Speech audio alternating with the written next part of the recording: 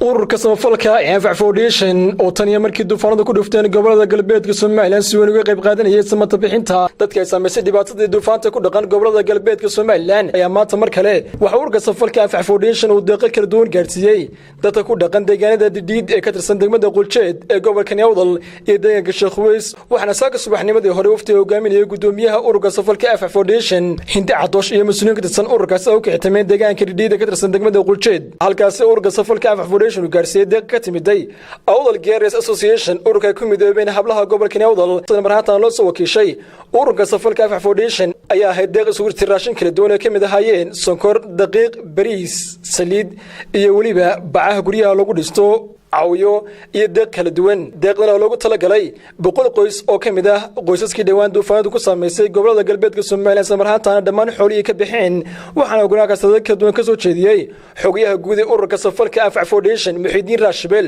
waxaana fandheerada ka bixiyay deeqdan maanta gaarsiiyeen deegaanka Didid ee ka tirsan degmada Quljeed ee gobolka Newdal waxaana hadalkiisa ka mid ahaa hablo walaalaheena oo muxsiniina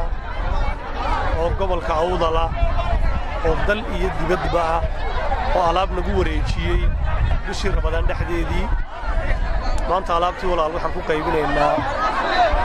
Didid baan ku qaybinaynaa dadkii loogu talagalay ee noo igmateen in loo geeyo dadkii saad arkaysaan maanta saaka subaxii waan soo kalaanay waan ugu qaybinay alxamdulillah idinkana waan idinka mahad celinaynaa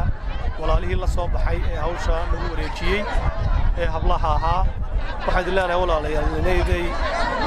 yeelan idinka noqonin maanta oo kaliya gurmadku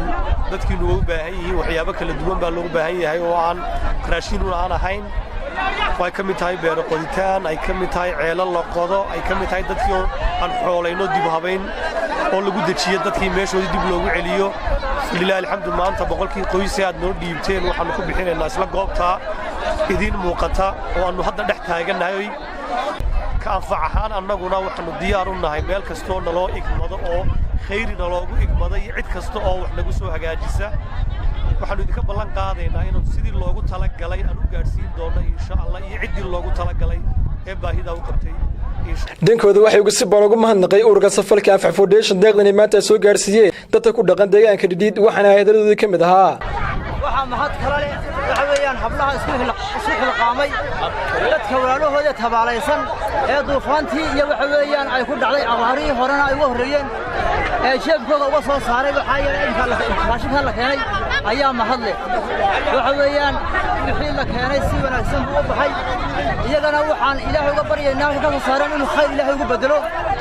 intaas kadib ururka samafalka Anfac Foundation oo sii wada deeqaha kala duwan ee gaarsiinayeen dadkii dhawaan duufaanta ku saameysay gobolka Awdal ee xooloodii ka madheen ay waxa deeq kala duwan 40 qoys raashin ay gaarsiiyeen deegaanka Sheekhuweys ka tirsan gobolka Newdal deeqdan ka timid Harrow Foundation ismarhaatan loo soo wakiishay ururka samafalka Anfac Foundation ay waxa sida deeqdaasi ahayd u gaarsiiyay dadka ku dhaqan deegaanka Sheekhuweys deeqdan oo sidoo kale iyadoo ka koobneed raashin iyo waliba bacaha lagu dhisto guryaha caawiyo iyo waliba deeq kala duwan ayaa waxa halkaas ka hadlay gudoomiyaha ururka samafalka Anfac Foundation Hindi Cadoosh waxaana si guud uga warbixisay deeqaha kala duwan maanta ururka samafalka Anfac Foundation ka qaybiyay deegaanada Didid iyo Sheekhuweys waxaana hadalladii ka mid ahaa bismillaahir rahmaanir rahiim anigoo ku hadlaya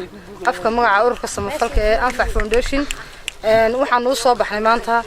raashinkii aan ku qaybinay musiibooyinkii dabiiciga ah ee dhulka ka dhacay waxaanu ka nimidnay imika oo ka soo qaybinay 100 qoys Didid oo raashinka Didid oo noo dhiibeen nagu wareejiyeen walaalaha iyaga maxaan ku dhahay Awdal Gears ay nagu wareejiyeen 100 qoys xagaas aan ku soo qaybinay Didid waxa kale oo halkan ku qaybinay imika 40 qoys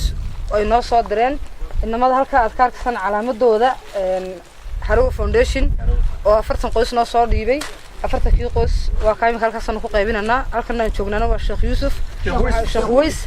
waxaan leenahay dadka soo diray macaamada iyo hablaha iyagu isxilqaamay ee iska ururiyay hadii dal joogan iyo dibad joogaanba jasaakallahu khayr jasaa ilaahay miisaanka xasanaadka ku daro dadku waa dad wada dhibaataysan xoolihii baa ka dhamaaday aad iyo aad bay ku baahan yihiin inta kale waxa ma tarasoyn beerihii loo qodo u baahan yihiin ceelashii ay beeraha ka waraabsanayeen ayaa ka aasmo iyaguna in loo dhoobo qaaday u baahan yihiin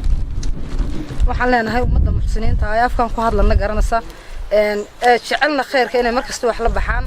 ummadiina walaalihiina dhibaataysan in naxariis lagu soo eego oo soo naxa intii hore ugu soo dirtay intaan qaybinana u soo dirtayna waxaan leenahay jazakallahu khayr jazaa hawlihii waxaan u soconay gargaarka caawimadii dadkii duufaanta ku dhacday ما شاء الله way soo gaadhay waxaanu ka soo qaybinay saaka aroortii hore iyadoo ay jimco ahayd didid waanu soo noqonay imikana waxaanu joognaa Sheekh Weys oo arkaysaan agabkii intii ugu wanaagsanayd oo ku soo hagaagtay Sheekh Weys waxaanu u mahadnaqaynaa dadkii ku soo deeqay ee masaakiinta ugu soo deeqay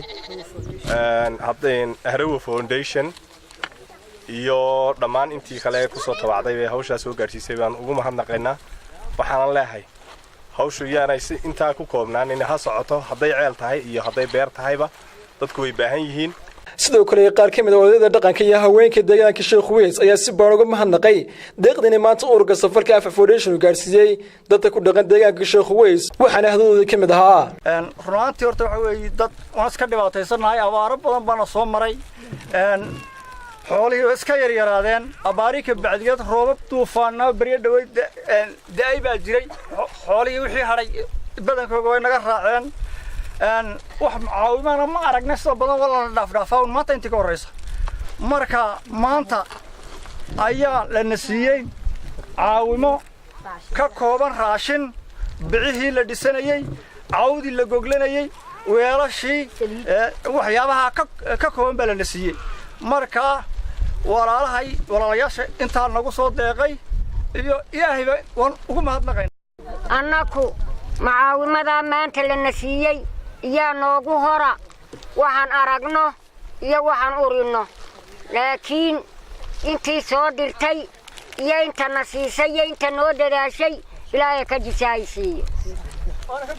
oo xidhan oonan shiraaqana laga damin iyo sidaa noo dhaafta adduunka yagii wixii barafkii qaaday maahina wixii kalina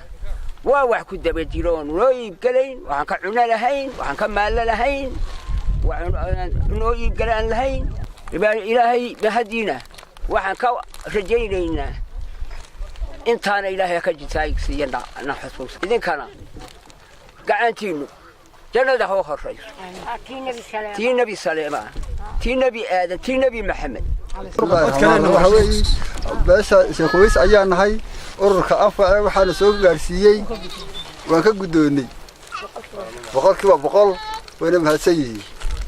isku soo duubo ururkan samafalka Anfac Foundation ayaa muddooyinkii u dambeysay aad ugu hawlnaa sidii deeqa kala duwan mucaawino u gaarsiin lahaa isla marhaantaana ay beeraha ugu qodi lahaayeen dadkii dhawaan duufaanadu ku saameysay deegaanada gobolada galbeedka Soomaaliland Mustafa Caraale magaalada Boorama